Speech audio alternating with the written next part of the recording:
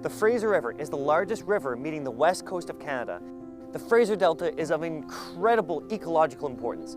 Tidal ecosystems play a critical role in the life cycle of juvenile salmon as they migrate from life in freshwater to life in the ocean.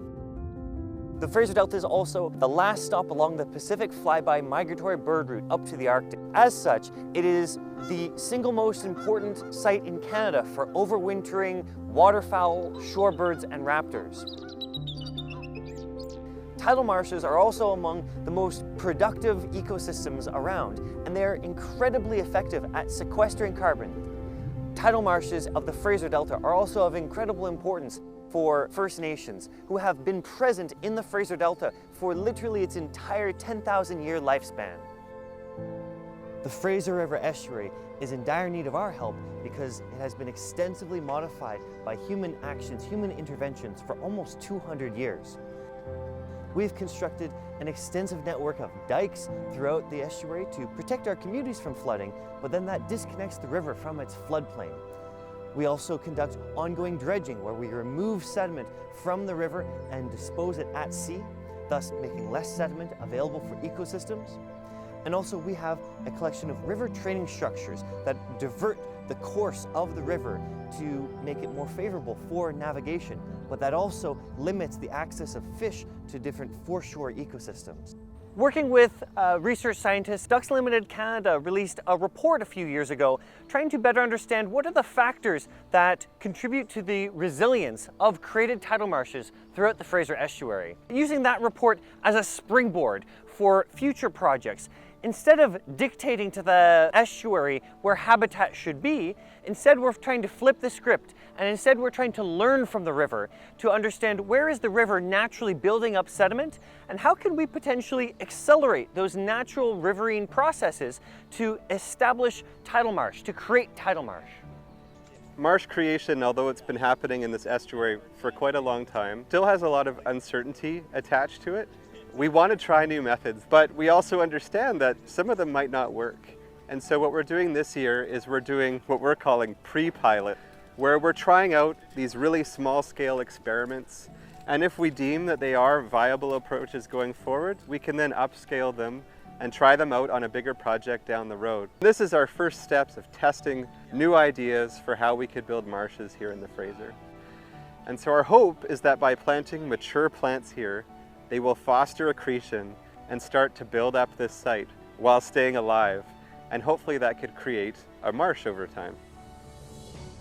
Kind of what inspired this project was our observation of other parts of the river where marshes were building themselves without a lot of direct human interference. I'd say one of the things that we're hoping to achieve with this project is to construct a marsh, but do so using minimal infrastructure and nature-based methods. So these are methods that don't depend on riprap and hard rock, and these are the conventional methods that have been used with many projects historically. Instead, we've identified this as an area where the river's already dumping sediment in and of itself.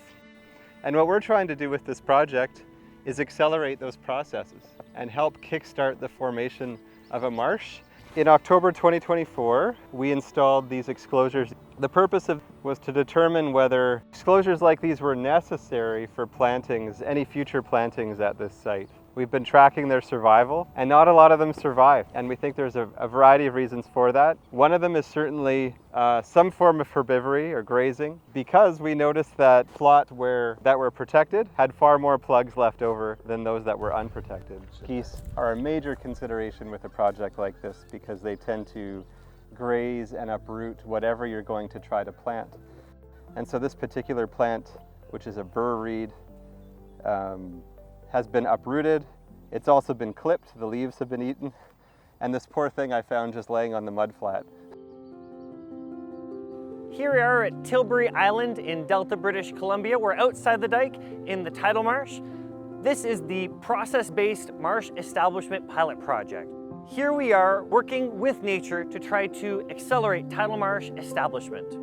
And today is the first day of construction for Tilbury ProMEPP. We're trying to take advantage of the natural processes that the Fraser is already pushing sediment on this area by adding these different dam structures, slowing the flow of the Fraser, which will then promote more sediment, more silt and clay settling out of the water, and more sediment will build up.